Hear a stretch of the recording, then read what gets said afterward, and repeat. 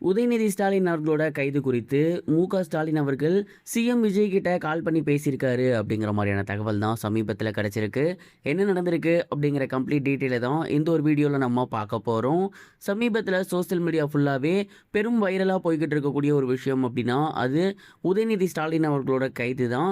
சமீபத்தில் நடைபெற்றிருந்த ஒரு கூட்டத்தில் உதயநிதி ஸ்டாலின் அவர்கள் தமிழ்நாடு முதலமைச்சர் திரு ஜோசப் விஜய் அவர்களையும் நடிகை த்ரிஷா அவர்களையும் பற்றி ரொம்பவே கொச்சையாக பேசியிருந்தது அப்படிங்கிறது எல்லோருக்குமே மிகப்பெரிய ஒரு ஷாக்கிங் ஏற்படுத்தி இருந்துச்சு. அண்ட் அதற்கு மிக முக்கிய காரணம் தமிழ்நாட்டோட மிக முக்கியமான கட்சியோட பொறுப்பில் இருக்கக்கூடிய ஒருத்தர் அவர் இப்படி ஒரு வார்த்தையை விடலாமா, எதிர்க்கட்சி தலைவராக இருக்காரு, அப்படிங்கும் பட்சத்தில் இந்த மாதிரி அவதூறாக பேசலாமா அப்படிங்கிற மாதிரி எல்லாருமே ஷாக் ஆகியிருந்தாங்க. இதனால் கடுப்பான நிறைய பேர் அவருக்கு எதிராக அவதூறு வழக்கு போட்டிருந்தாங்க. அண்ட் இதனால் இன்னைக்கு காலையில் முதலமைச்சர் அவர்களை தவறாக பேசினதற்காக உதயநிதி ஸ்டாலின் அவர்கள் அரெஸ்ட் பண்ணப்பட்டிருந்தார். அவரோட சொந்த வீடான நீலாங்கரை வீட்டிலே அவர் அரெஸ்ட் பண்ணப்பட்டிருந்தார். இதனால மிக பெரும் ஒரு பரபரப்பு தொற்றி இருந்துச்சு. இந்த ஒரு நிலையில மு.க. ஸ்டாலின் அவர்கள் தமிழ்நாடு முதலமைச்சர் திரு ஜோசப் விஜய் அவர்கள்ட்ட கால் பண்ணி பேசியிருக்காரு அப்படிங்கிற தகவல் தான் சமீபத்தில் கிடைச்சிருக்கு. குறிப்பா உதயநிதி ஸ்டாலின் அவர்களோட அரெஸ்ட் குறித்து தான் பேசியிருக்காராமா.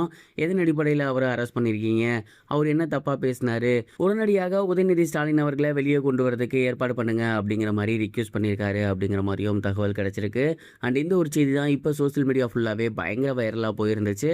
இந்த ஒரு நியூஸ் தமிழ்நாடு மட்டும் கிடையாது, ஒட்டுமொத்த இந்தியாவை தாண்டி இங்கிலீஷ் சேனல்ஸே பார்த்தீங்கன்னா நிறைய பேர் இந்த ஒரு விஷயத்தை பேசியிருந்தாங்க. அந்த அளவுக்கு மிக பெரும் ஒரு வைரலாக போயிருக்கு. தமிழ்நாட்டோட மிக முக்கியமான கட்சி பொறுப்பில் இருக்கக்கூடிய ஒருத்தர் இவ்வளோ டிஸ்கஸ்டிங்காக பேசுகிறதா அப்படிங்கிற மாதிரி கேள்வி எழுப்பியிருந்தாங்க நிறைய பேர். தொடர்ந்து நிறைய டிவிகே சப்போர்ட்டர்ஸ் அவர் மேலே கேஸ் கொடுக்க போகிறதாகவும் சொல்லிட்டு இருக்காங்க. உதயநிதி ஸ்டாலின் அவர்கள் இன்றைக்கே வெளியே வருவாரா, இல்லை வேறு ஏதாவது ப்ராசஸ் ஆகுமா அப்படிங்கிறத பொறுத்திருந்து தான் பார்க்கணும்.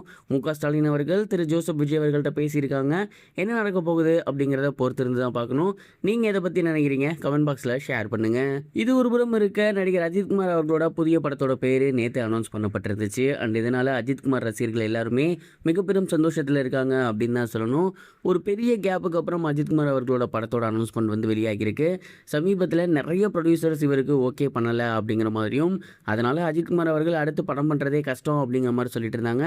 பட் அவங்களோட வைஃப் ஷாலினி அஜித்குமார் அவர்களை வச்சு அஜித்குமார் சாரே படம் தயாரிக்க போகிறாரு. அந்த படத்தோட பேர் டேர்டெவில் அப்படின்னு அனௌன்ஸ் பண்ணியிருக்காங்க. இதற்கு முன்னாடி அஜித்குமார் சார் வி சென்டிமெண்ட்டை ஃபாலோ பண்ணுவார். குறிப்பாக படம் பேர் வீல இருக்கணும், அப்டேட் வியாழக்கிழமை வரணும், இந்த மாதிரிலாம். பட் இந்த முறை அது எல்லாத்தையுமே தகர்த்துட்டு ரொம்பவே போல்டான ஒரு ஸ்டேட்மெண்ட்டை அஜித்குமார் சார் முன் வச்சிருக்காரு.